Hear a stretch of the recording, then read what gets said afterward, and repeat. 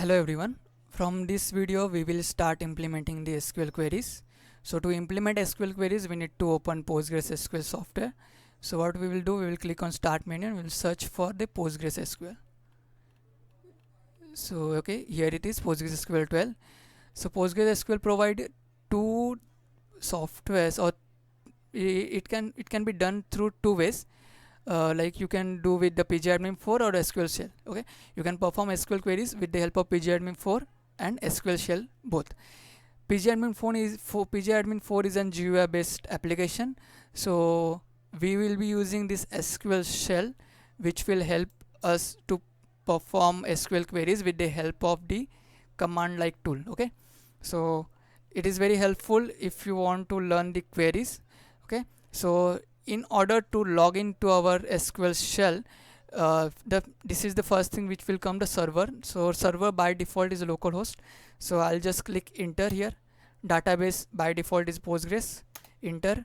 Port is 5432 by default, then again I click enter. Username is Postgres, enter. And the password, here you have to mention the password which you used while installing the PostgreSQL. Okay, so let me just, so you won't be able to see the password here, okay, because that's for security reasons. You just have to enter a password and click enter. Okay, if your password is right, then it will automatically going to log into the PostgreSQL. Okay, so this is my by default database, which is Postgres. If I want to see the list of the databases which are in this Postgres, so what I'll do, I'll just simply say /l. Okay, so it will going to show me the list of databases which are in this Postgres. Okay, so by default it comes with the Postgres database, then template 0 and template 1. Okay, in here, if we want to create a new database, because that's the first query which we are gonna need while working with the database, is to create a new database. Okay, so all our information, tables and everything will be stored inside the database. So to create a database, we need to write a query, create database, and the name of the database, that is, I'll name the database as users. Okay, you can see here the create database is completely capital, because that's the conventions.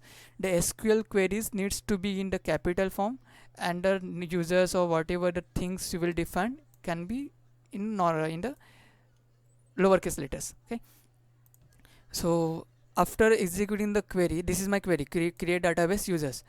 I am ending this query with the semicolon. So semicolon means that's the end of the query, and now if I click enter, it has to execute this query. Okay, so what I'll do, I'll just click enter.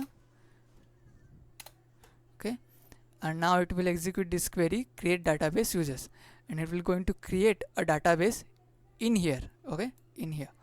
So let us just wait for the query to execute. Okay, so here it is. So you can see here the query has been executed, and it shows the message as create database. So now if I go and do this /l, I'll able to see the database here, user, okay, which I just created with the help of this query. Okay, here you can see here there is no the database user. Okay, I just created it with the help of this query, users. Okay, list of the database. So if you want to know what is database and tables, and then go and watch my previous videos, the link to those videos is in the description. You will find what is database. In that you will find videos like introduction to database, how to download and install PostgreSQL, and everything. That's it for this video. In the next video we will learn about the data types which Postgres provide in order to store the information. Thank you so much for watching this video.